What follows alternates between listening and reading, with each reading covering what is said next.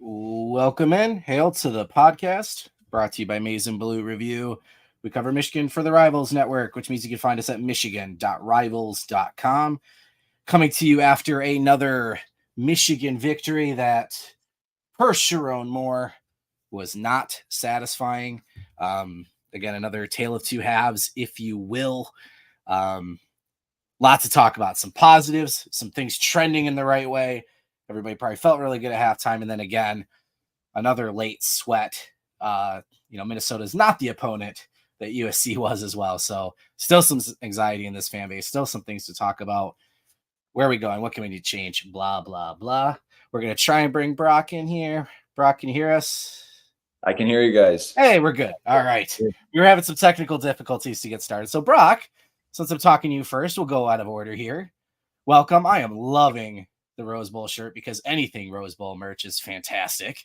But hey, gross day on Saturday, weather-wise, and then kind of a gross finish as well.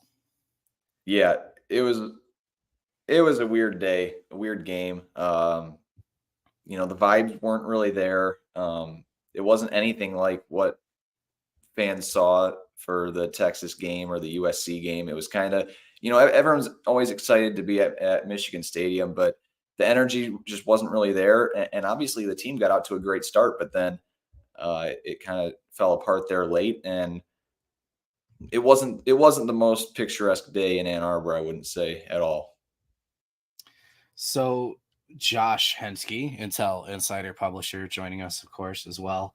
I'm torn between what is, and we'll obviously get into this a lot throughout the show. I'm torn between what is a familiarity that I think people are forgetting about, which is a lot of these Michigan games are frustrating, right? 21, 22, 23. It was like, how many times were we really like, man, we just want this team to dominate and this was closer than it should have been and blah, blah, blah.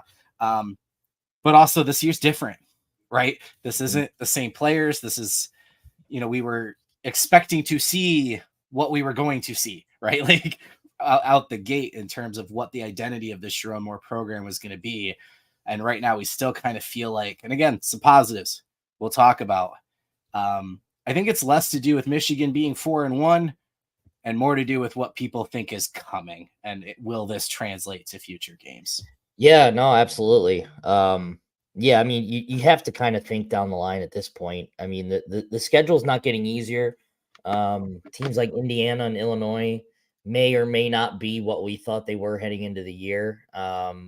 Most cases, they're probably better, particularly Illinois being a lot better than we thought they would be. So, yeah, I mean, a lot of this is kind of projecting and kind of prognosticating down the line about whether this can be sustainable, and in a way it really can be, outside of maybe the two big games that are left on the schedule in Oregon and Ohio State. I mean, I think all of these teams kind of play similar styles, in Michigan can kind of, and especially defensively. I mean, I think that Illinois game is going to be a rushing game anyway, because I think that's just the way both teams like to play regardless. So, I mean, look, a lot of this is looking down the line, and can it be sustainable? I guess. I'd like to see some baby steps being taken in terms of growth, and I think we've seen that the last couple of weeks. But I mean, as far as the here and now, people are gonna care about the here and now and what Michigan's doing, and they're 4-1, and that's obviously good and about where we thought they would be, at this point of the year. I mean, say what you will about Texas, but I mean, there's things to like and obviously things to clean up. So when you're looking at that, and at the same time you're winning games, I think that's, I think you'd like where they're at. I mean, obviously not satisfied fully, but again, winning kind of cures a lot of the the ills here, and they just got to keep doing that. They just got to be able to find a way. They found a way last week, found a way this week. So they just got to keep doing that somehow, some way. I mean, that's what good teams do. They find ways to win despite of their own, their own issues, their own struggles. So they just got to keep doing that. It doesn't matter who the opponent is. And, the road doesn't get easier from here. I mean, road test this week will really kind of I was thinking really kind of tell what kind of program this is going to be moving forward, with this.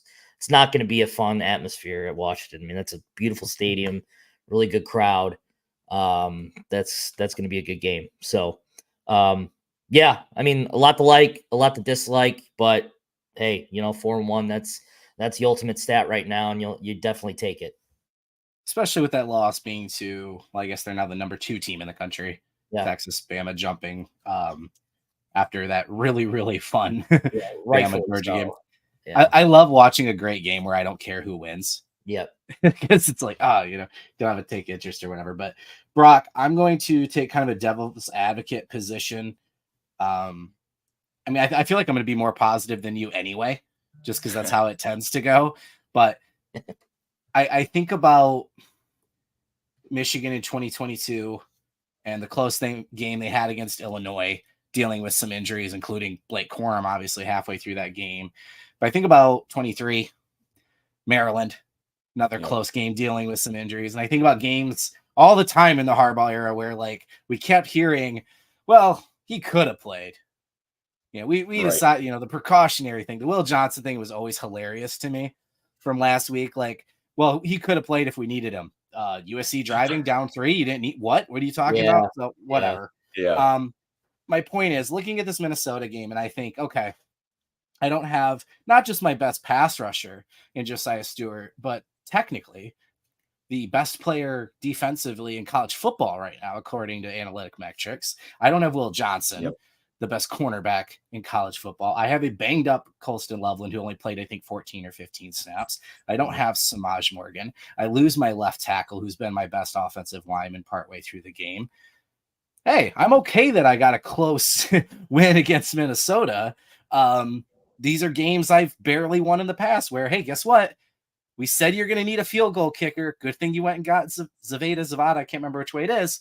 That field goal he kicks late in the fourth quarter ends up being the difference maker. As hard as I'm trying to take that angle, though, they came out. They did a lot of positive things in the first half. Orji throws that pick, and it's like, here we go. Ultra conservative offense. Defense gives up 3 touchdowns. Like I said, I'm trying to take this angle of, look, you had injuries and blah, blah, blah. But what happened in this game also happened in USC, Arkansas State, Fresno State. Yeah, you can look at it both ways, really, and I can understand the people that are optimistic. I'm a little more optimistic than I think a lot of people are, but I can also understand the pessimistic people that are really concerned, beating Minnesota by 3 at home, and I can understand both ways of thinking. You've got a team that, like you said, Trevor, they're missing a lot of their best players. Josiah Stewart, best pass rusher. Will Johnson, obviously one of the best players in college football. No Samaj Morgan. It was pretty similar against USC last week. Michigan was without Colston Loveland. Donovan Edwards left the game, or not Donovan Edwards, I'm sorry. Will Johnson was in the X-ray room. They didn't have pieces, right? And I don't care what anyone says. That's what good teams do is even though you may not have your best players on the field, they found a way to win. Good teams find ways to win even when it's not easy. And that's what Michigan did so many times last season, was just find ways to win. Obviously, a lot of the games weren't as close as what is playing out this season. But good teams find ways to win. And that's what Michigan's done. I can understand that people are a little pessimistic about, hey, beating Minnesota by 3 at home isn't okay. But and you could argue it's not. You could argue that giving up 3 touchdowns in the fourth quarter is not okay. And right. I think that's a fair point. It's a weird conundrum where, Michigan's without its best players, but they still won. They're 4-1, and that's what matters. But there's also another way of thinking where it's like, okay, what's going on in the second half where Michigan's being outscored 57-26 over the last 3 games, right? It's Well, we were It's a spoiled weird, with the Jesse Minter third quarters last year, right? So it's like right, complete different ends of the spectrum there too. right. And so I can understand where, where fans are getting upset. But when you look at it in the grand scheme of things, this team is 4-1 heading into a game against an unranked Washington team, and really not a huge, I wouldn't say a really really big threat on the schedule until Oregon. Obviously, like Josh mentioned, Illinois is probably a little better than a lot of people suspected. Michigan State could pose a threat maybe, but I wouldn't say there's a big time game on the schedule until Oregon. And if Michigan takes care of business and goes out there and just repeats this process of winning, but even if it's ugly, I don't see any reason why this team isn't 7-1 going into the Oregon game. Yeah. Josh, I mean, you obviously have your own point, but just real quick to Brock's point, we just said no Will Johnson, no Josiah Stewart, right? The two highest grade players against Minnesota on defense, Jair Hill replacing Will Johnson, TJ Guy replacing Josiah Stewart. So two guys who've been, I mean, obviously Hill's your starting CB2. A lot of negative things were said about him early. He's gotten better every week. Had a great game, one of the best interceptions we've seen in the last few years. And TJ Guy had himself a day as well. So, hey, two guys stepped up. That's what you ask for. But again, those 3 touchdowns, it's just tough, man.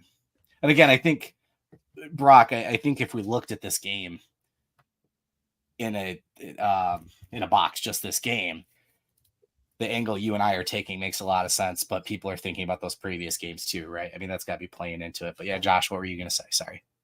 Yeah, no, I'll also add Rayshon Benny in that mix too. Yeah. I think he did really well in absence. I mean, he's obviously more of an interior guy, but I think he did pretty well stepping up with, when Minnesota went tempo, that's kind of when it all felt. Well, no, I'll say when the hands to the face penalty is kind of when it all felt. Oh, That, I mean, say what you will, whether it was a hands in the face or not. it wasn't. That was the point that cost Michigan points there, and that really kind of opened the floodgates a little bit into Michigan struggles. The Orji interception, if it's a touchdown, which it should have been, and we'll get to that when we talk more about offense, you're 31-3 halfway through the third quarter. You're in blowout territory. And then the 4th down stop getting taken away for the hands to the face. I know it's easy to go if then or, but with games like that. But man, those 2 plays massively changed the trajectory. And you also had a legitimate gripe to that Hail Mary that was caught on the 2-yard line too. I mean, that one looked like that hit the ground. But anyway, either way, it's neither here nor there. I mean, look, it's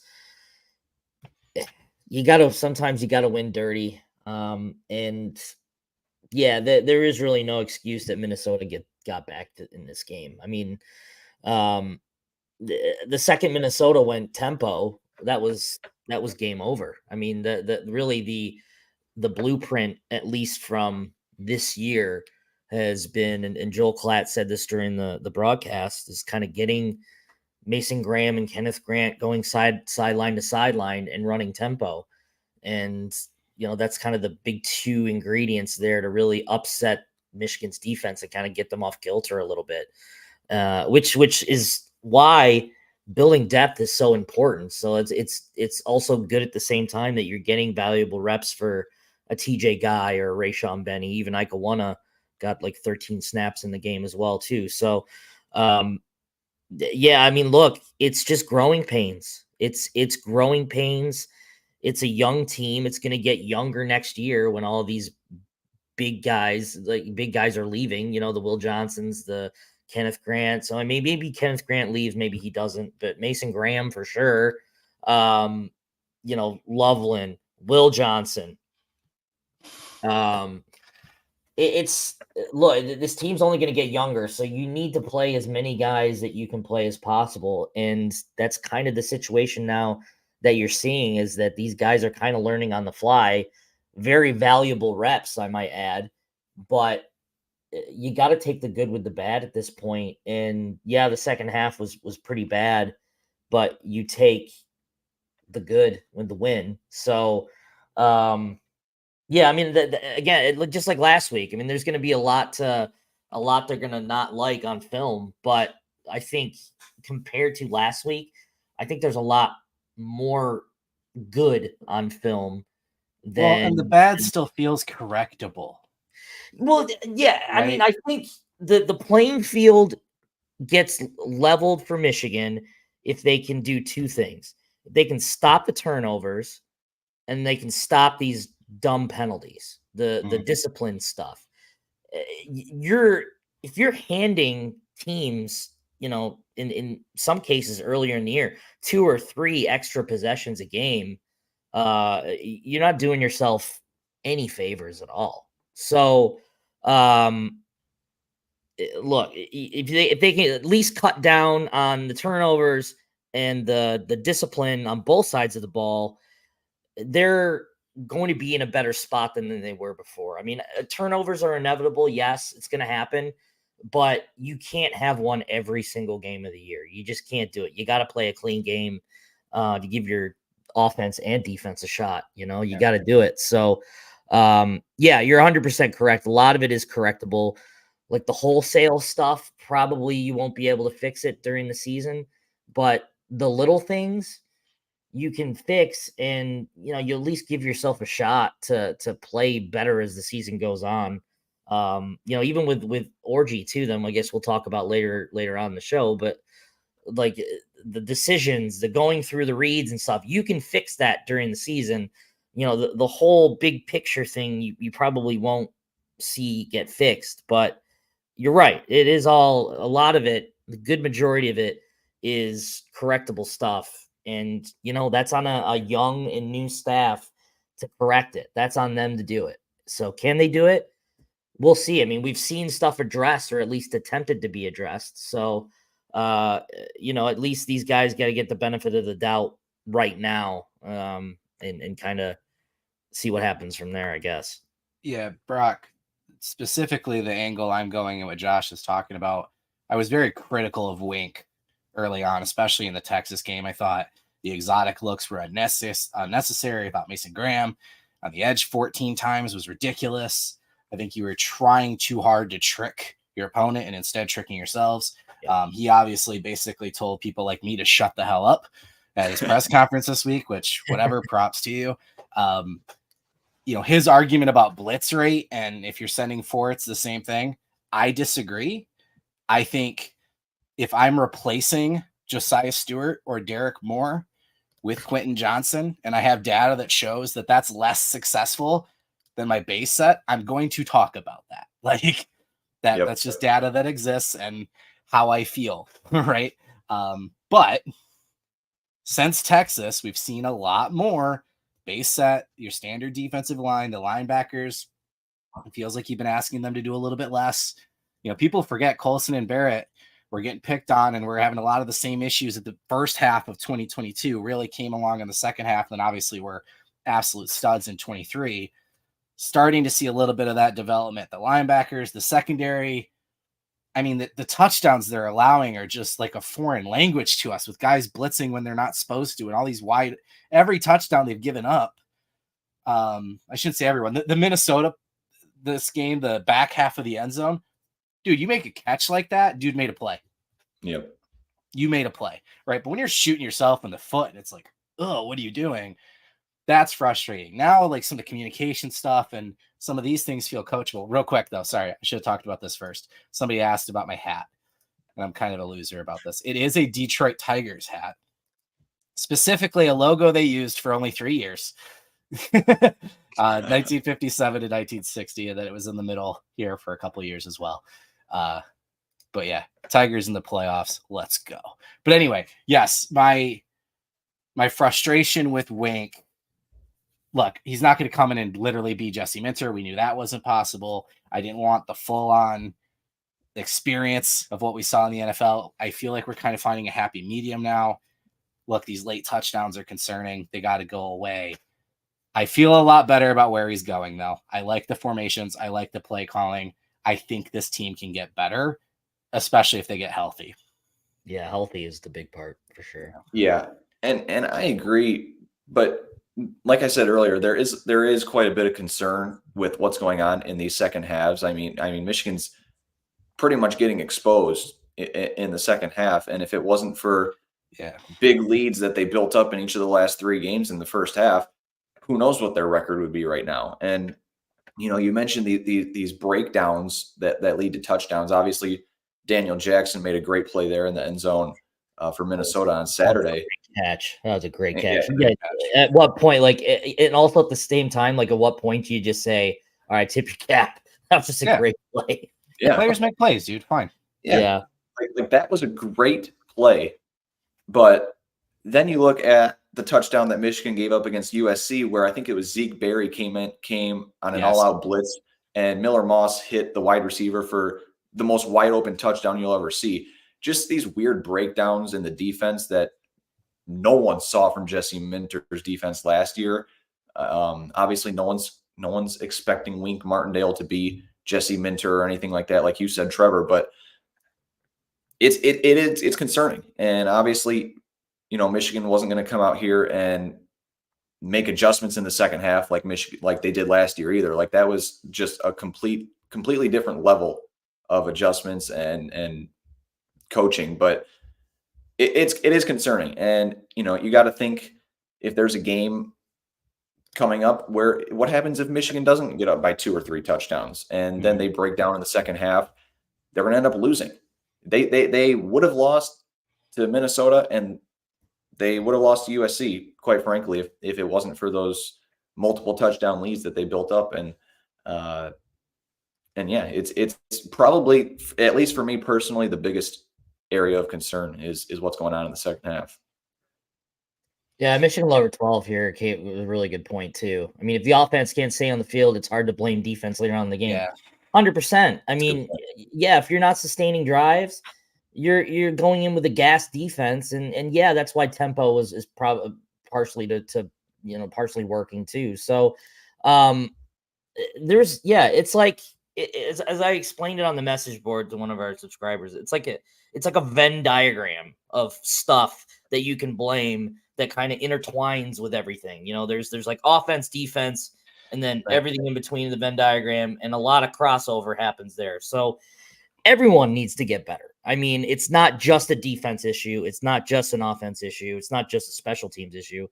Everyone needs to get better. Players, coaches, scheme, everything needs to be better. And, the argument is, and I'm not calling out Borge here just to, because he brings up the point I'm trying to make here. You need depth in defense or being on field longer. Yeah. And you also need to play guys that, are kind of susceptible to giving up big plays because they don't, they haven't figured it out yet. Well, and to your point about the offense, they're going up against way more plays this year than they did in previous years. Yeah, absolutely. Because the offense isn't staying on the field. I want to say this real quick about the positive, the defense, and then I do want to hammer on this point again, what we're talking about. But just positives, 23 pressures, second straight game with over 20. TJ Guy, 6. Grant, 4. Derek Moore, 4. Moore got his first sack. We were saying Moore and Stewart's numbers have been really similar in terms of win, weight, and pressure, but Stewart's been getting the sacks. That edge duo was just absolutely nasty. Mason Graham had himself a day, 3 pressures, 2 sacks. All of these guys have ridiculous win rates. They're beating their blocks 20% of the time in less than 2 seconds. Awesome. 6 total sacks for the team. Listen. So what we were just talking about, listen to these drive charts. And I think this is where even last year where Michigan didn't score, they were sustaining drives or they were getting field goals. Like going into that Washington game, I kept trying to explain to the Washington people, like, you're not going to win and Michigan's going to win comfortably. You think their offense is boring, but that doesn't mean it's bad. It's unbelievably efficient. One of the top 3 efficient offenses in college football. That hasn't been the case this year, right? So first drive of the game, 9 plays, 79 yards, touchdown. After that, 3 plays, 4 plays, right? 4th down, non-conversion. 3 plays, 3 plays. The short touchdown after the turnover. 3 plays, and then 13, they get the field goal, and then 4 in the interception. And then they had another 14-play drive, 58 yards, that got the field goal. But other than that first touchdown drive, multiple 3-and-outs. In Minnesota, on the flip side, The defense is doing everything they can, forcing a punt, 8-play drive, missed field goal, 3-and-out punt, 2-play fumbles, 3-play, 3-and-out, interception. Fine, 10 plays, 77 yards, bend don't break field goal, 3-play punt. So we're going into the fourth quarter, and Minnesota's only had one drive that's more than 8 plays. They only have a field goal, and then their next 3 are touchdowns. Yep. And it's at some point they go tempo. The offense hasn't sustained the drive. They're not wasting enough clock. More on the coaching staff here. We can kind of start to bridge the offense a little bit here in terms of like red flags going up. Not even bringing the play clock down to 5 seconds onto that last drive. Like those are little things. Josh, you were talking about the balance. Michigan wasn't like unbelievable at anything last year. They were just really good at all the fundamentals. They ran the ball well. They didn't turn it over. They didn't get penalties. They were sound on defense. They didn't miss tackles. They were good on special teams. And they just played smart, balanced football. They had good clock management. They went for it on 4th down when they should. They punted it when they should. You know what I mean? Mm-hmm. And now it's like, okay, you're getting penalties you shouldn't. You're turning it over in bad times. You're not sustaining drives. What are you doing with the clock here at the end? Little things like that, Brock. That's the stuff where I'm like, ugh. Yeah. Right? That might be more foundational for the year where like, was that Orji who didn't know? If so, he literally has a headset now. Yeah. How are you not in his ear, Kurt Campbell? Don't snap the ball till 5 seconds. Yep. Right? Stuff like that is where I go, You're not prepared. You're not well coached. Right. And that's where I think a lot of people have the gripe is I didn't listen to the broadcast. So and I was focused on doing a few other things as that sequence was playing out. And I know Joel Klatt kind of called it out on the broadcast, but it happened twice, right? There was one play where Orji snapped it with 10 or 15 on the clock, and then the very next play or 2 plays later, it happened again. Yeah. Yeah. And you could argue like the first time, okay, that's on Alex Orji. It's his second career start at quarterback, and maybe he just doesn't know, he's inexperienced, right? It's part of learning the game. But when it happens again, and I think that's when people start looking at the coaches. Like, why are you not telling him right to drain the clock? Like, that's Jim Harbaugh is a guy who Michigan had, and he was experienced. He'd obviously coached at the NFL level. He had been head coaching for forever. And I think that's where, that's where this team is at. It's a first-year head coach, a first-year quarterback, first-year starter quarterback, and Kurt Campbell, who isn't all that experienced either. And I think there are certain points, and yesterday especially in that sequence, where you kind of see those deficiencies coming out and playing on the field. Yeah, basically in those situations, you got to treat those kids like they're 5. You got to treat them like they're toddlers and be like, just dumb it down for them. Be like, even if they've heard this, even if it's elementary level football knowledge, you got to be like, hey, the clock. I mean, yeah, the mic cuts out within 15 seconds left on the clock, but you can get enough in going, hey, run this play clock down until 5 seconds or whatever. I mean, that's part of the conversation that we're trying to have, is that everyone needs to be better. Coaches need to be better. Players need to be better. And yeah, you need to, sometimes you have to dumb it down for guys that aren't as experienced. It's not an insult. It's just, sometimes. To Brock's point, if it happens once, fine. Right. Exactly. Nobody said anything the second time. Right. Yeah. Exactly right. It's exactly right. So no, Boo Boo Man made a good point earlier. He's definitely not talking boo boo for sure. I mean, that's the familiarity and experience is 100 totally right. I mean, they don't have that right now, and so they're learning with each other along the way. But that still doesn't necessarily mean that there's some simple stuff that they can fix and be better at. Basic stuff. Well, and look, some guys don't care, right? I talked about this last night on Twitter when Bama was out there running plays, and everyone's like, whoa. I'm like, have you not watched Kalen DeBoer before? Yeah. He does not care what the clock's at. Yep. He is going to treat every drive like he did the first drive of the game. He did it at Washington too. He's not going to go out there and try and drain the clock. Yeah. It's just not who he is. That's not who Michigan is. You drain the clock from the opening whistle, right? Yeah. You're trying to limit possessions, everything, especially with the victory close. So that felt weird, right?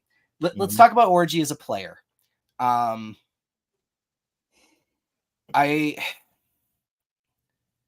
do I want to say this?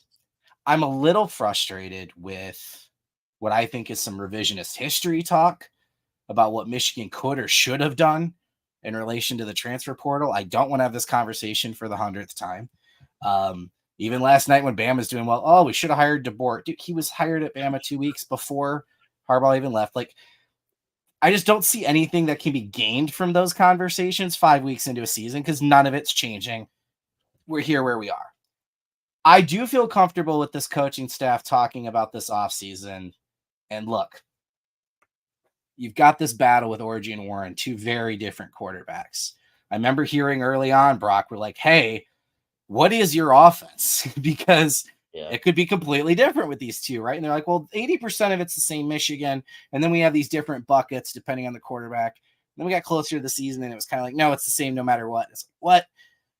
And then we framed this entire thing about Orji and what he brings as a runner and the athlete. And oh my God, I mean, I'm just thinking about every show we did talking about leaning into the strength of your tight ends this year and Loveland being a wide receiver and Morris and Morgan being the guys on crossing routes and using Donovan Edwards, all these things we talked about, the strengths of the team. And then none of it happened. And it's like, they're running this like JJ light. What are you guys smiling at? Just one of the comments there. I didn't think. I mean, yeah, I'm pretty bad. Which Trevor said, let's talk about Orji. I'm pretty bad. I'm pretty bad at that. Like, I let my face do the talking. And I didn't even mean to do that on purpose. But guys, let's get into this Orji stuff.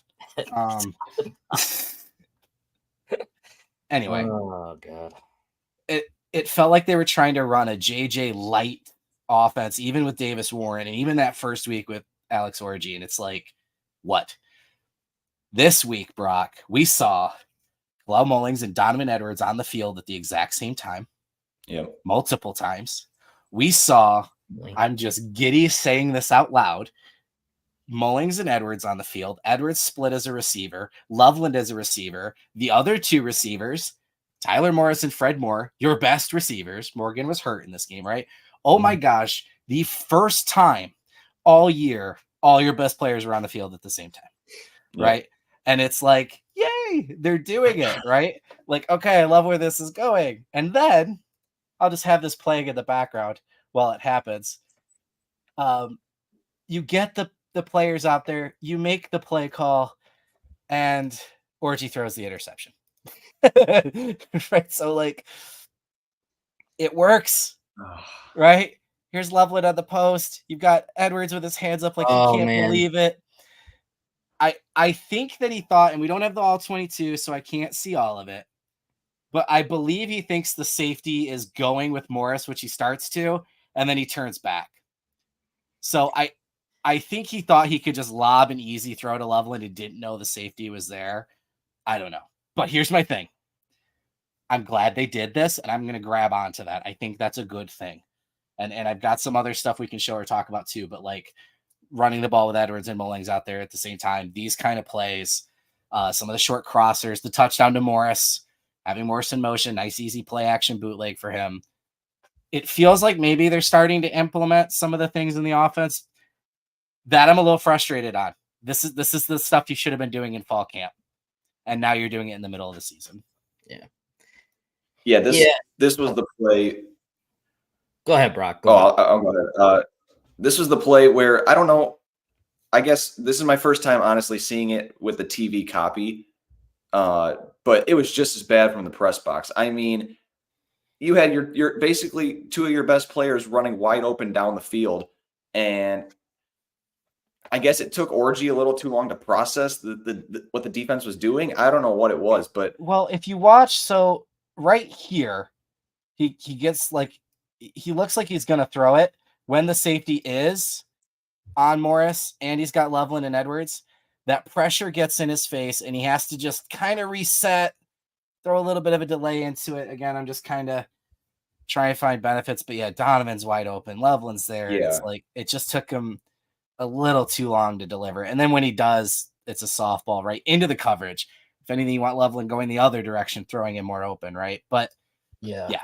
I mean, the thing is, like, yeah, I mean, it was a bad throw, but I think the placement was bad because you still had Loveland. He's able to make those catches Yeah. if you get him on the other shoulder. But again, that's a placement. That's a placement thing, and that's stuff that that you learn through tape. But I mean, yeah, look, I think that was his best throw of the day.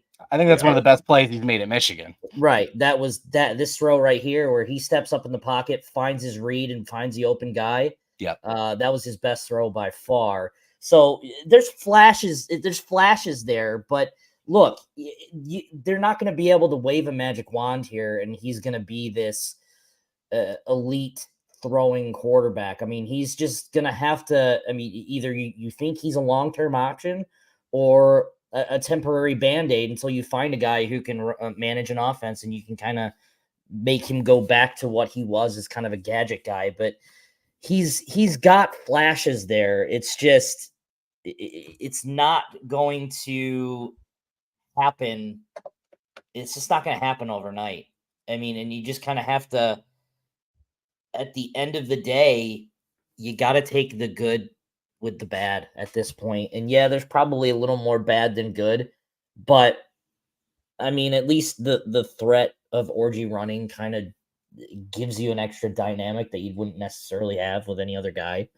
I mean, now you can't talk about, oh yeah, Orji doesn't throw interceptions. Well, there's his first one out of the way, so you can't talk about that anymore. For the most part, they've taken care of the ball on offense, but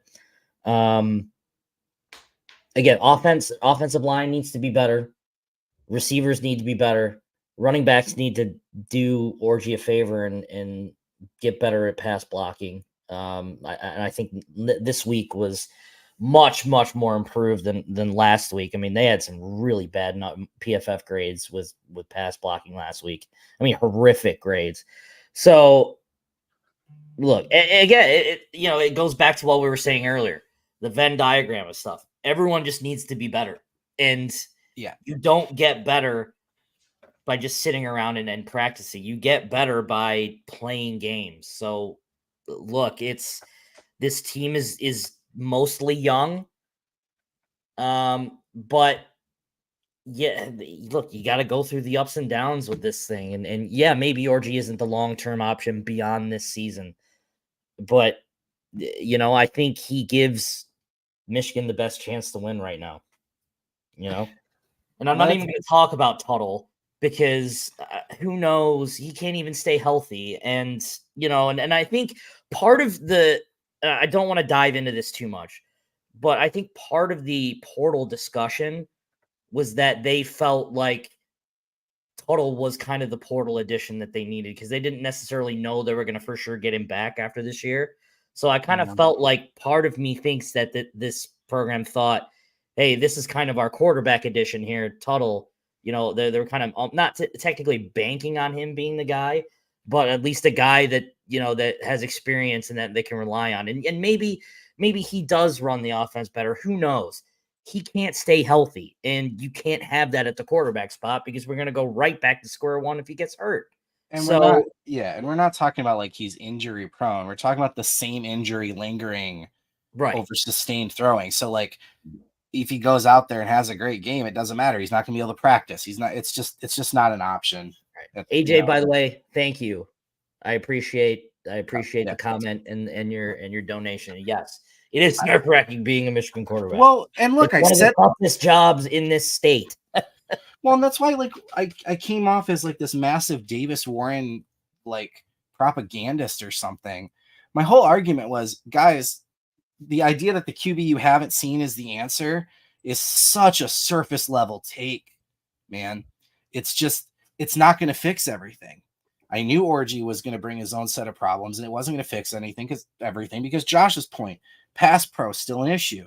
Big thing I was saying against Kirk was like, the JJ Light offense, even JJ, when there was pass protection issues, you were going jumbo. You were bringing in 12 personnel and doing, extra tight ends in line and only letting him have the one passing option, which another thing on that too, guys, he locks on his reads.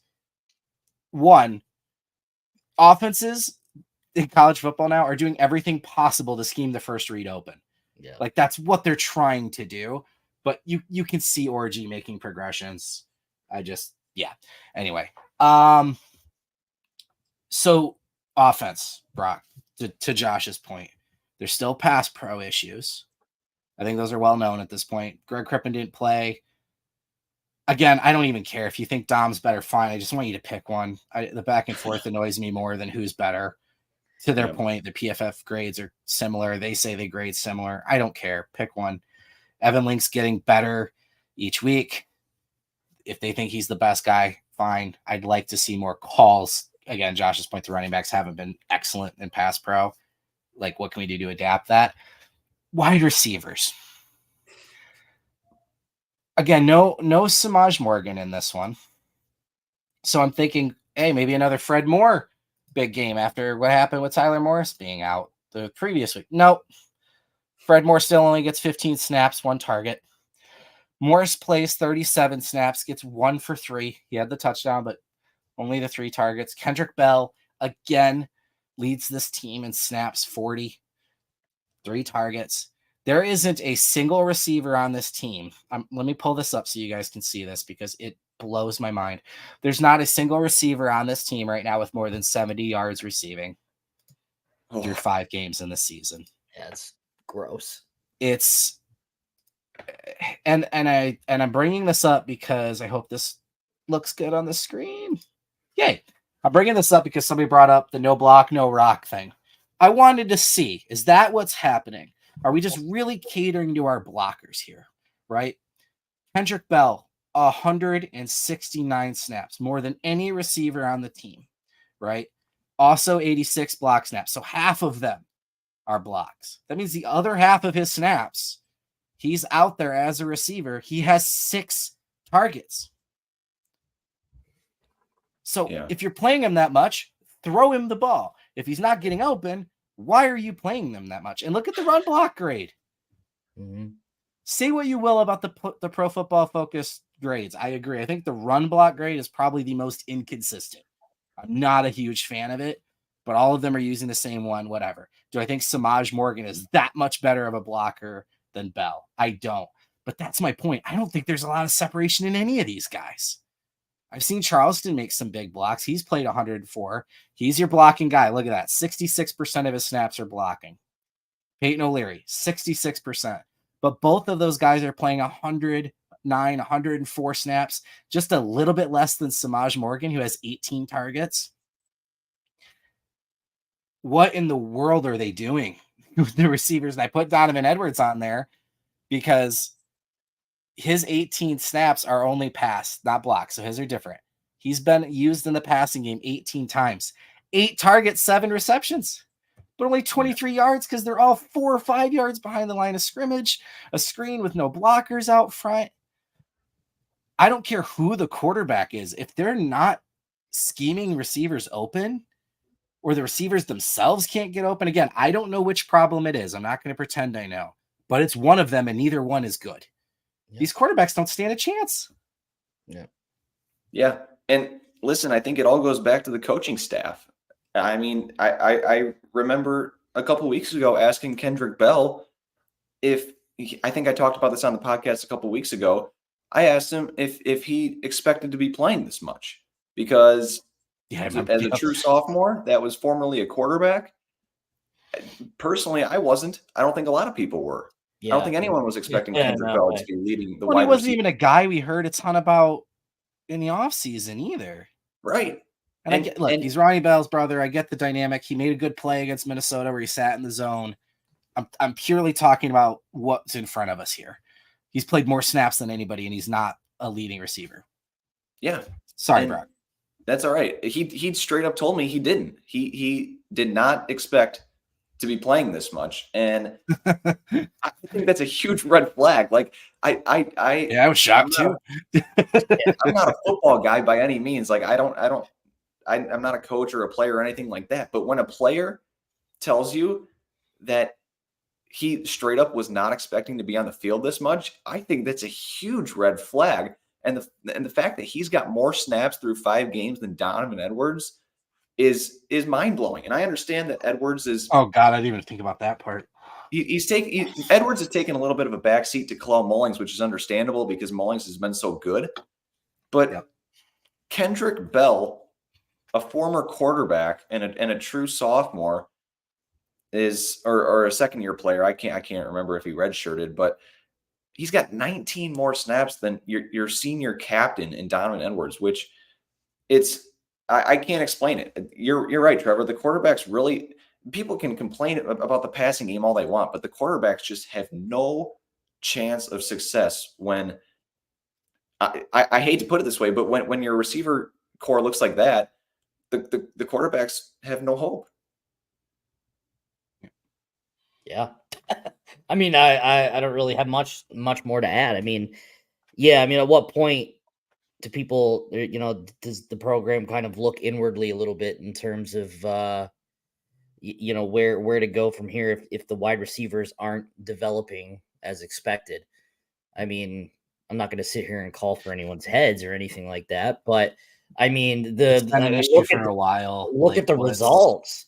Yeah. I mean, I think obviously Cornelius Johnson, Roman Wilson were just NFL caliber studs. At what point do you just say, hey, the development isn't there? The stats sure as hell aren't there. I mean, the results aren't there. At what point? Well, you just kind of look inwardly and be like, hey, we gotta figure this out. And I'm willing, again, you have who you have, right? Yep. But I went into this year talking about, I thought Samaj Morgan was used too much as a gadget player. Here's some things you can do where he can be really successful this year. Tyler Morris has shown you where he can be successful. You go back and look at these plays, and they're not the route trees don't make sense. And they're not putting these players in position to do the things they're good at. Again, Donovan Edwards, you put him out wide, he was open deep.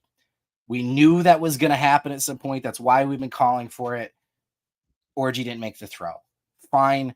Try again. Like, it's there, right? Morris on the crossing route. When you give him time to get up speed, he gets the touchdown for you, right? It's there. Do it. Fred Moore, the one guy that's gotten you separation, you're not playing him. I don't know who Fred Moore pissed off, man. Mm-hmm. I don't understand it one bit. And again, I'm not trying to say anything negative about even a Kendrick Bell. CJ Charleston's a guy I thought brought a lot of experience and could make some plays, right? Yes, Samaj didn't play this week for those. He was out this week. If you're going to play Kendrick Bell, fine. You think highly of him, fine. They're clearly telling Joel Klatt that because he mentions it every broadcast. This is a guy they think is going to do it, whatever. Okay, then do it. Throw it. Well, he's probably asking the same questions we are. Like, what the hell is he doing to deserve all the playing time? Right. So that's not a shot at the kid. No, it's not a shot at him at all. If you're going to play him that many snaps, then use him. That's my point. Is I want to see some correlation because otherwise, and yeah, David, we brought that up, but could it be blocking? Again, I'll show this. It's a bunch of stuff. It's like there's no clear separation here, though. Like again, the way it grades out, Kendrick Bell grades out again. Whatever you think of it. Do I think he's the worst run blocking receiver? I don't know. Probably not. That's how it's showing up here. But there's clearly not enough separation one way or the other. That's my point. It's not like, man, every time Kendrick Bell's out there on a running play, do I see him putting somebody on the ground? Right? That's not what's happening in these highlights, right? CJ Charleston, I'm watching replays, the Mullings long runs, he's in motion. I'm seeing him make those blocks. That sticks out to me a little bit. O'Leary's a guy who's gotten downfield and made some blocks. That sticks out to me. Morris isn't a bad blocker. Samaj Morgan's not a bad blocker. Fred Moore is not a bad blocker. I think Fred Moore, Henry, thank you. I think Fred Moore is this team's best wide receiver, and he has the Arji, lowest amount of snaps. Right. So that's where it's like, ugh. And in the context again, what the quarterback's gonna do, I don't know. I do see some promise though. Some of the play calling and stuff, like I said, there was some where it's like, okay, but when we start thinking about Washington, like you said, road test, right? They were kind of going back and forth in the comments there about there's nobody on the schedule that can't beat Michigan. Northwestern's maybe the one, but like Illinois is better than we thought they'd be. Mr. Kurt Spaghetti, I mean, God, that dude talks a lot of smack. He's backing it up. Indiana's playing great football right now. That looks like it's going to be a tougher game, right? You still have Oregon. You still have Ohio State. What needs to happen where 8-4, 9-3 it is still out there? Because the fear. I didn't even bring up Michigan State. The thought of losing that game, it's just catastrophic, man. This is what I'm not trying to call out Borge here. I think he's a valuable member of our conversation and all that stuff. But like when it comes to the record, we're talking about. I see all these comments about the record. 7-5 is the ceiling. 6-6 or whatever. If we played USC on the road, his comment here, if we played, we'd have lost that too. Well, if my grandma had wheels, she'd be a bike. No, don't take that. That's not your joke. Like, I'm not taking it. If my grandma had wheels, she'd be a bike. Like, I love that video so much. I know. I use that all the time. It's funny. Chicken carbonara. Yeah, I'm not stealing that joke. It's true.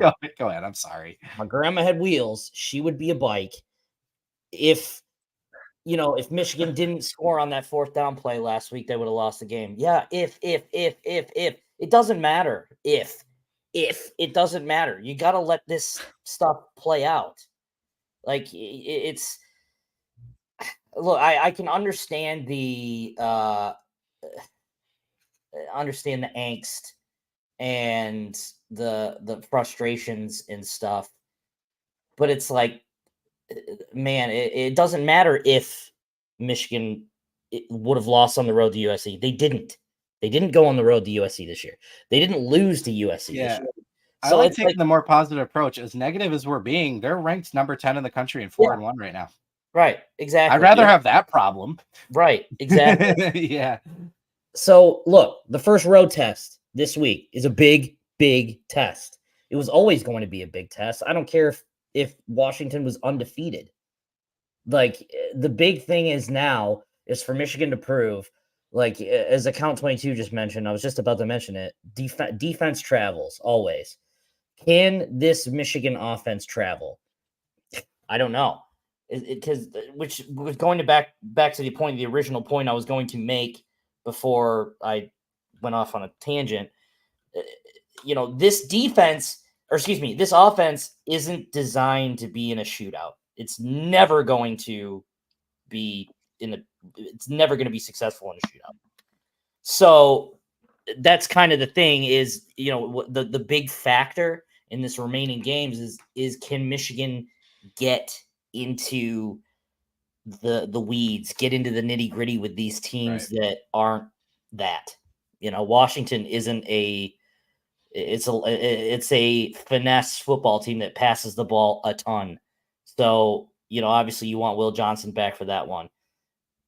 I think if you can get the remaining teams on this schedule out of their element a little bit, Illinois notwithstanding, Oregon notwithstanding, Ohio State notwithstanding, I think Michigan has a shot to win a lot of these games because they have the personnel, they have the tools to take these teams out of their element. And that's what Michigan has done so well these last couple of years is that they've really taken the game away and made teams play games that they don't want to play. Like the finesse teams, they don't want to play physical. They don't want to, beat you in the trenches. And Michigan forces you to do that. And Michigan is still prepared to do that. They have the pieces to make you play physical, make you play in the trenches. It might not be as effective as it was, but with this defense that Michigan has, which I still think is a pretty good defense, no matter, what these past second halves have looked like the last 2 weeks.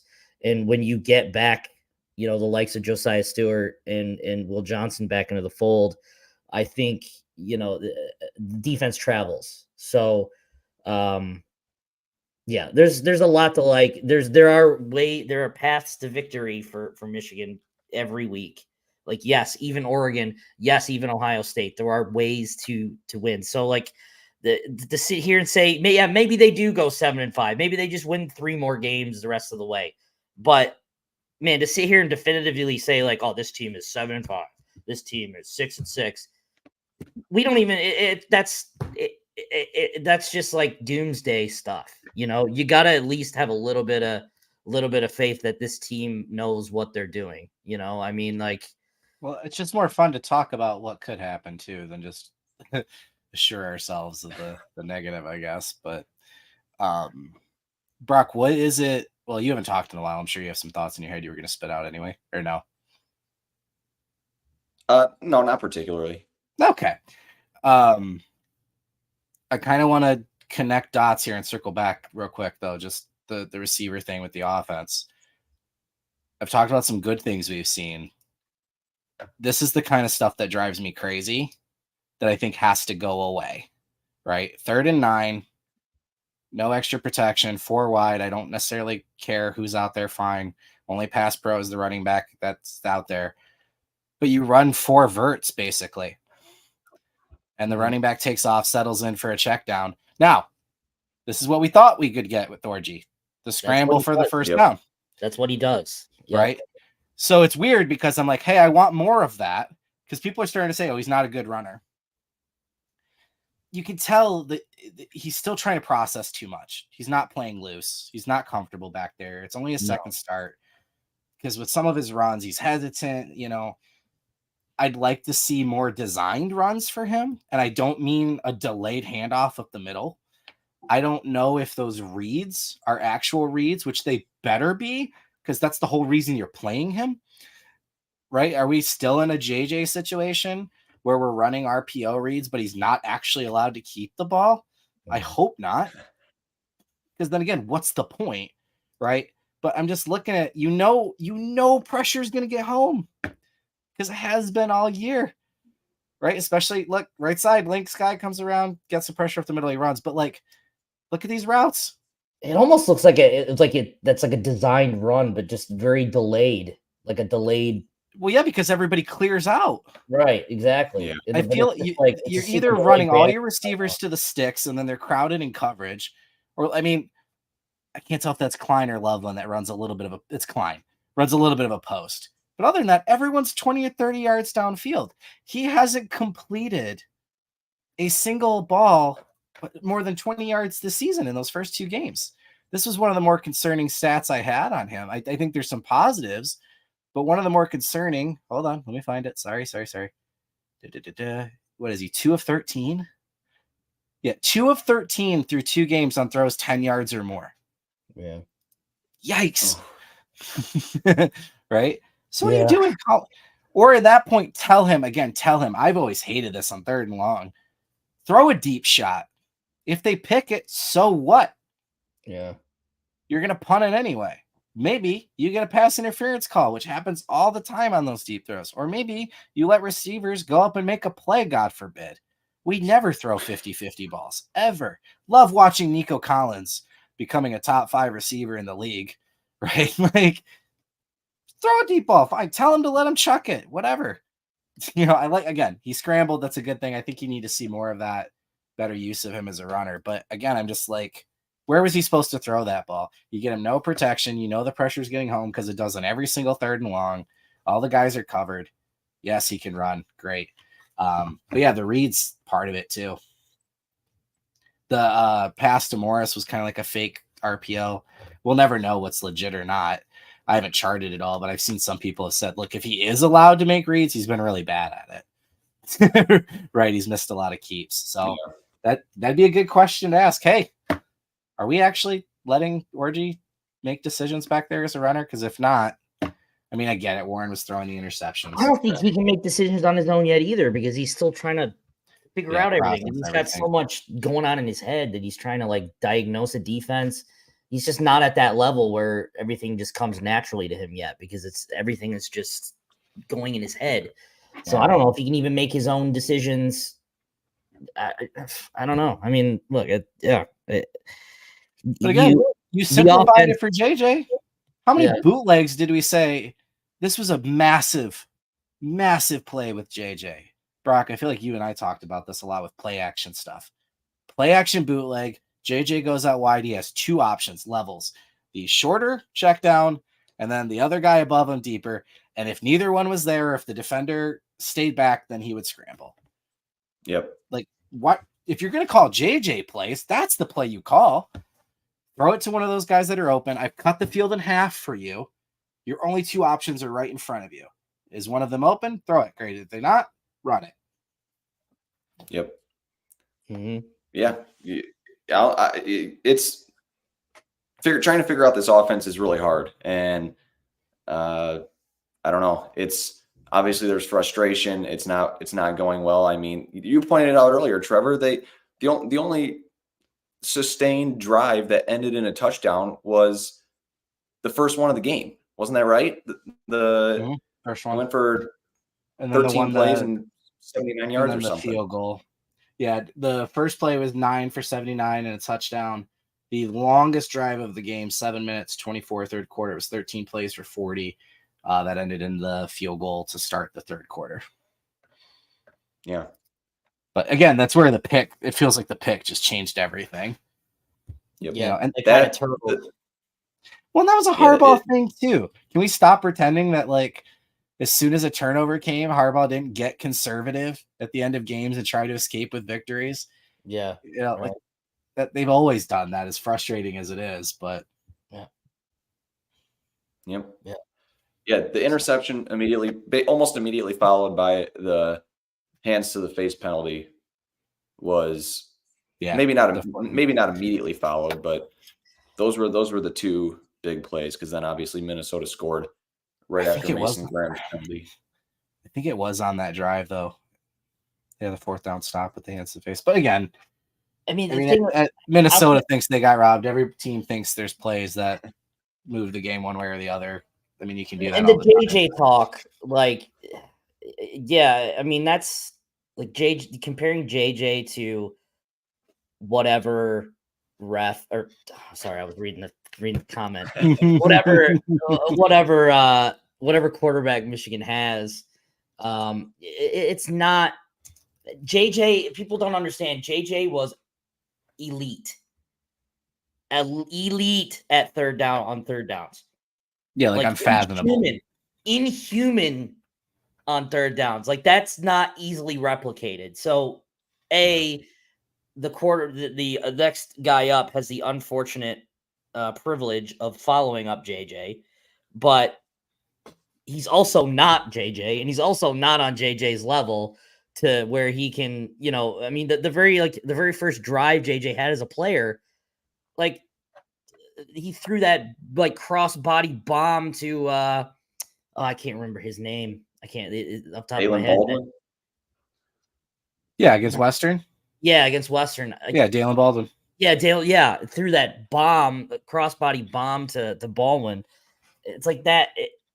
Michigan just doesn't have that quarterback on. Well, and that's why we talked about how crucial Kalel Mullings was on early downs. You don't have the get out of jail free card on third and longs anymore. You need second and manageable so you can open up the playbook a little bit. You need the third and shorts. That play action pass that we showed earlier that we said was maybe Orji's best, that's on first down. Yep. Right? Props calling that, in a run situation. We knew whoever the quarterback was, they weren't going to be JJ. But I think the argument that still exists, at least in my mind, is you never used this offense to the potential JJ had anyway, right? Like, you can win. I don't want to say with the JJ offense, but I mean, you can win without having an unbelievable passing attack. We know that, right? Listen to this, okay? 60 yards, no touchdowns. 141 yards, no touchdowns and a pick. 148 yards, one touchdown. 147 yards, no touchdowns. This one's the outlier, 221-3, but 140 yards, no touchdowns.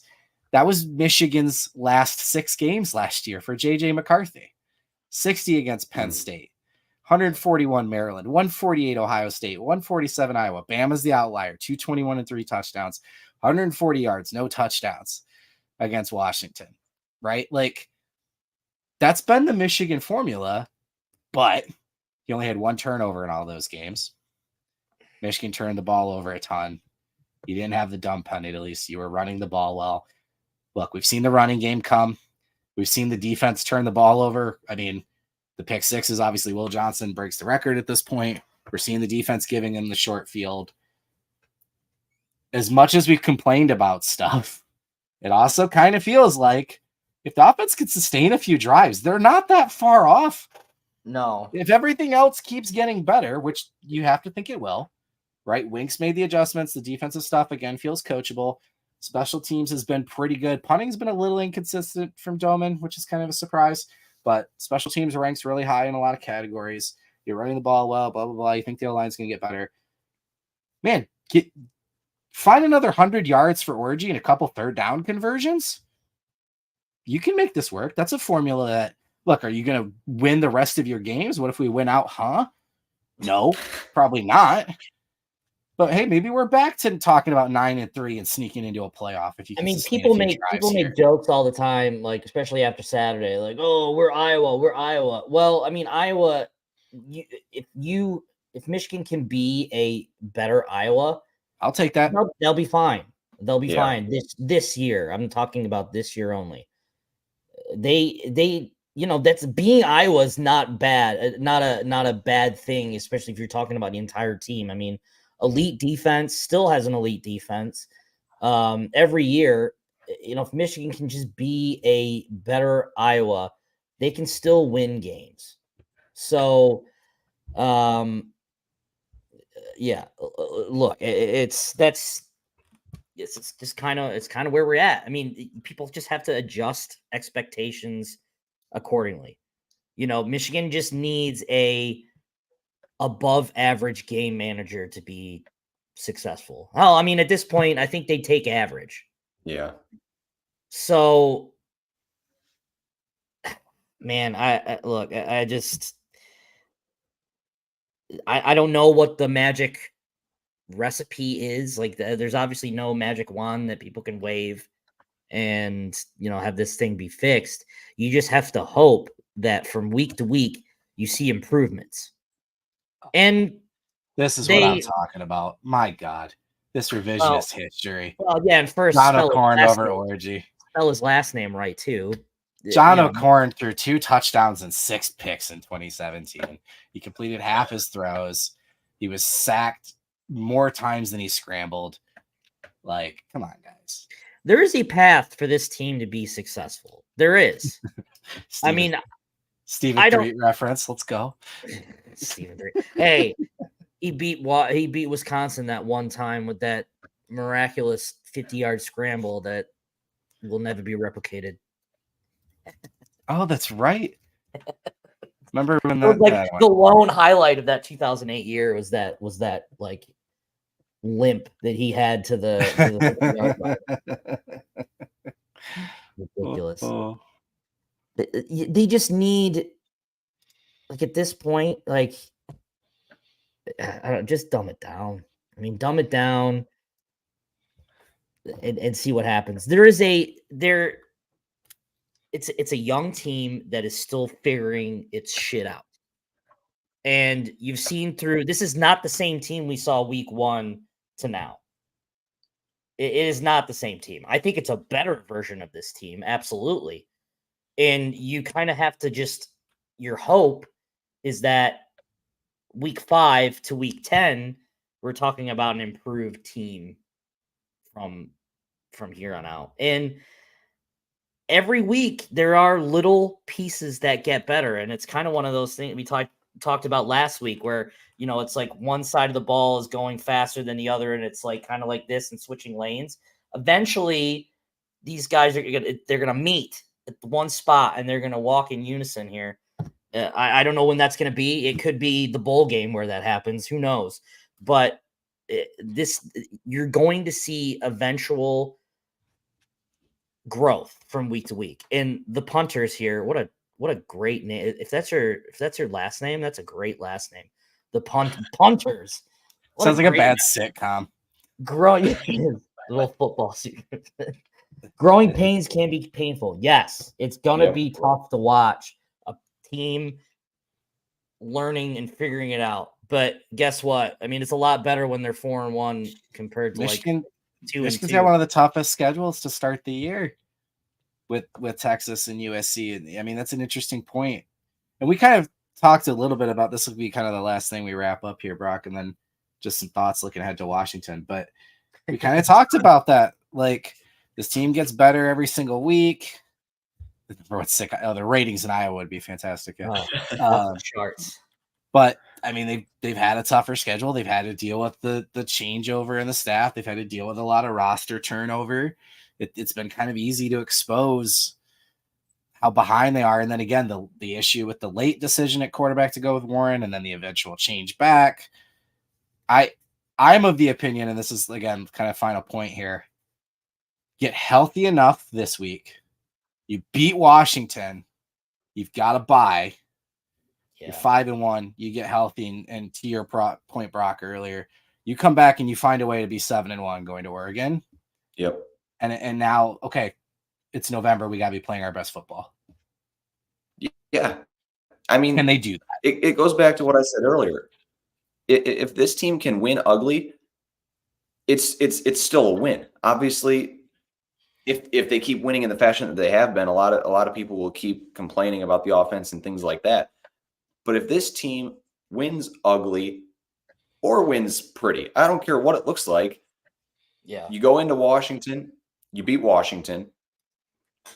This is a team where I understand it's a completely different Washington team than what Michigan played just 8 months ago. But I think there's something in the mind for players where you can go into this game with a lot of confidence, knowing that you handled these guys. You beat them by 3 touchdowns in the national championship game, and it's not the same team. This team is not what the Huskies were last year. It's a winnable game. I know it's on the road, but you go in there, you win that game, and then, like you said, Trevor, you just got to find ways to win, and you got to lean on your defense. And if you can pick up a few more third downs a game, and maybe just a small growth in the passing game, this team can surprise people. And I understand the frustration where, Alex Orji's not the dual threat passer and runner that a lot of people thought he would be, and the offense isn't really competent at this point.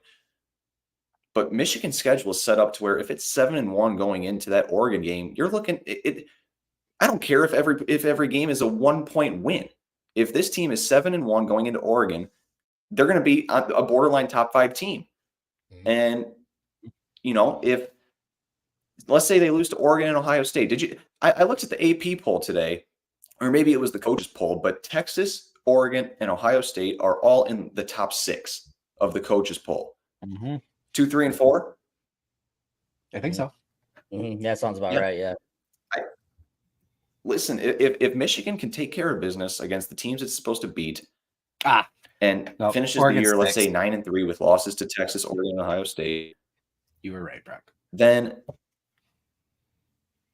yeah, you've got a path to the playoff, and I know that sounds crazy, but Michigan doesn't need to grow exponentially in any of these areas. Just keep doing what you're doing.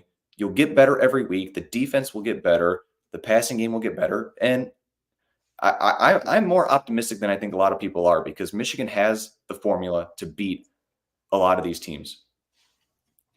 And Josh, on the final note here, kind of with more of the context I wanted to frame the whole show, and I didn't really. The reason I put not satisfied, what was a good thing to me was following this game, Sherrone Moore was mad, right? And he said this wasn't good enough. He wasn't doing hey, I thought we really fought hard and I liked what the offense did. Yeah, we got a few things to work on. Like, he wasn't taking that angle anymore, right? He said, no, this isn't good enough, right? We're not satisfied with this. Kalel Mullings, right, who's been arguably your best player at offense, Loveland's there too, obviously, said the same thing. Like, nah. When the little brown jug came out, a lot of guys didn't even look like they wanted to celebrate. Good. Yeah. Right? Good. Yep. That's where some of my optimism is coming from too now, where I felt like some of the criticisms and some of the things we were seeing that we were talking about were obvious to everyone else, and we hope everyone else sees it. And it felt like maybe the coaching staff, whether it was coach speech, whatever it might be, was there. Now they're acknowledging it. And I like that. I mean, that makes, to me, they're saying this is a problem and it's not good enough. That's all you can ask for, right? What are you mad about? Yeah. Oh, just never mind. I'm guessing the Illinois Indiana thing. We've already talked about that. We went through. Stop being soft. Stop being soft. Jesus, have a little faith. My God, soft. Don't be so soft. Don't be Ohio State. Don't be soft. I was waiting for the toilet paper roll. Indiana. Well, let's see Indiana beat anyone worth a damn first before I start shitting my pants about them. Come on. Don't be soft. Jesus. That's what if they haven't earned it. They're 4-1. Who cares? My God. I don't want to call it. Jesus. Oh. Holy crap, people. Like, oh my God. Unbelievable. Like, who gives a shit if Indiana's 5-0? They've beaten the Church of the School of the Blind and UCLA, and they beat a crap Maryland team. I will say, crap Maryland team. When he said what he said at Big Ten Media Days, Kurt Spaghetti, Jesus. about we're gonna go in that old ass stadium or whatever, I was like, bro, that's the Rose Bowl. What are you doing? And it just went in there. And I mean, UCLA's bad. UCLA's bad. But I was like, all right. I mean, oh, so funny. Yeah, I don't know. I'm willing to say Indiana's better than we thought they would be at the end of the year, but I'm not going to go week to week scared of every team on this schedule. If you're going to piss your pants, like at least wear a diaper. I mean, this football is not for you. If you're going to piss your pants every week and let little piss dribbles down your leg, don't watch football because it's not the sport for you. Just don't do that. Like, my God. Oh, we haven't had this version of you in a while. I love it. It's just so stupid. It's so stupid. My God. What rhymes with Hoosier? Loser. I like that. That's funny. That's great. Okay, real quick. Washington's basically a pick'em game, depending on what betting service you look at. I haven't gotten into the analytics too much on it yet. Is it more of the same? I mean, it goes on the road. Do they come out flat? If you don't have a score prediction yet, that's fine. We obviously post that Friday. We got to look at it. I've had this as a win for a while. It's a night game. It's at Washington. I don't love that. To Brock's point, I think there's a little extra chip. They beat this team already. Shit. Washington has their own struggles. I mean, they just lost to Rutgers, right? I think I like where Michigan's head's at coming out of this Minnesota win. I like that they barely won and they're not happy with it. I think this might be one of their better games. If it was at home, I'd feel better. I get it. But I think with the bye coming up and hopefully some health, I mean, I want to see Stewart and Will back, ideally. Loveland hopefully take another leap in his health. Obviously, it was like every catch he made, he was off the field. I think I said 14, 15 snaps, whatever. But I think this will be one of Michigan's better games. I think they can win 30-17, something like that. Yeah, I was going to predict Michigan 27-17-ish. I haven't seen enough from Washington yet to make me kind of Washington, there is a realistic scenario where Washington can win this game, but I just don't know if they have the goods to beat Michigan, especially dominate them. With their dominate Michigan's defense. I think they're going to come to play. It's going to be I think it's going to be another ugly game. I mean, they're just going to have to do this for a while until they can kind of figure it out, So, I think those, they had 50 transfers or something like that, 50, 55 transfers in. I think that I think that makes a difference here too. What Michigan went through times 100. Yeah. Because DeBoer brought players with them. Washington went pro. Fish wasn't able to bring his best Arizona guys with him. They weren't happy with that departure. So, I mean, as we've mentioned as we mentioned last year, I was just about to mention that too. I was just about to say that 30 is the magic number. If Michigan reaches that 30th, then that's either way. If Michigan reaches it, they're gonna win. If whoever else they play gets to 30, they're gonna lose. So that's that kind of magic. John, the spread's been 1 on either side. They said it's basically a pick 'em. But real quick, Brock, before you go, to Josh's point, part of the reason I'm not too worried about this game, Washington scored 35 against Weber State, 30 against Eastern, and the last few weeks they lost to Wazoo 24-19. They beat Northwestern 24-5, and they just lost to Rutgers to 21-18. So I think Michigan's defense is going to be able to do enough that, even if Michigan doesn't take a step offensively, I think they can win this game ugly, like you've talked about. But I feel like I think it's just going to be one of the games where it's a little bit better. I mean, it has to be. But Washington, I love Jed Fish, man. I really do. I think he's going to be a good coach there. But as much as Moore's dealing with some turnover, Fish is going to need a couple of years to get that program running again, in my opinion. But this is going to be the best defense that Washington has seen, and I just don't think they're going to be able to do enough offensively. Michigan won't do a whole lot offensively either. I do think someone asked if it'll take a defensive score for Michigan to reach 27 or 30 or whatever the number was, but I agree. If they're gonna get up that high, huh? Whatever it takes. Yeah, that's right. If I don't care if Michigan has 2 defensive touchdowns, if it takes another Will Johnson pick 6 and a. Sorry, it's weird that people. It's just weird to me that people complain about that. We had short fields. Yeah. Good. Thank you, defense. Who cares? Good. Yeah. It's football, Sometimes you're going to get help from the defense or special teams like Michigan did yesterday. And I think I can't say I'm going to predict Michigan to get a defensive touchdown on Saturday, but I do think they're going to do enough.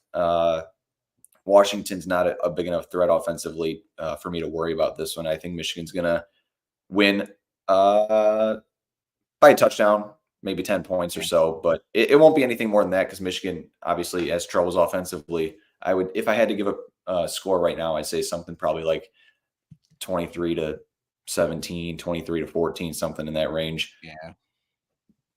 Yeah, and I'll have to look into more, but I felt good at the start of the year, and obviously that what we thought we would see versus now hasn't been the same. But I just continue. I was one of the more pessimistic people, I feel like, early on, and I got really mad. I know the show Brock and I did by ourselves, I was just losing my mind over some stuff. So as I continue to see some of the foundational stuff, literally the formations they're running and some of the play calling stuff start to make a little bit more sense, that makes me happy. When I see players improving, which again, I feel dumb having to say this every week. Guys, you don't care more than the players do. I promise you don't. They're more mad than you. They really are. Yep. They're not happy. It's okay. You know what I mean?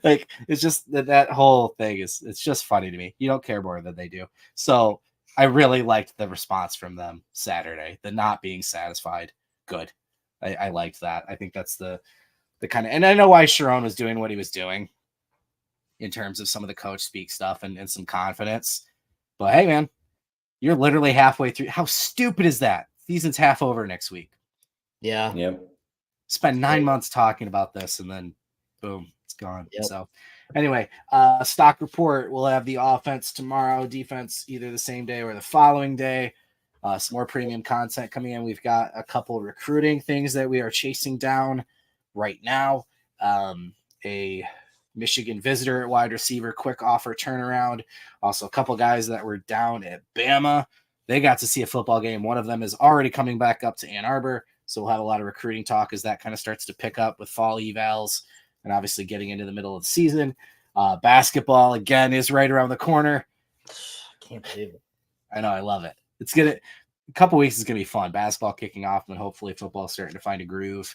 But yeah, so make sure, again, every week we got viewers start to finish. Appreciate you guys. A lot of these viewers are also subscribers at michigan.rivals.com. Please head over there. If you haven't joined our community already, give us a shot. You can use promo code BLUE30 to get a month free. And then, yeah, once you're in there, just ask our subscribers what they think.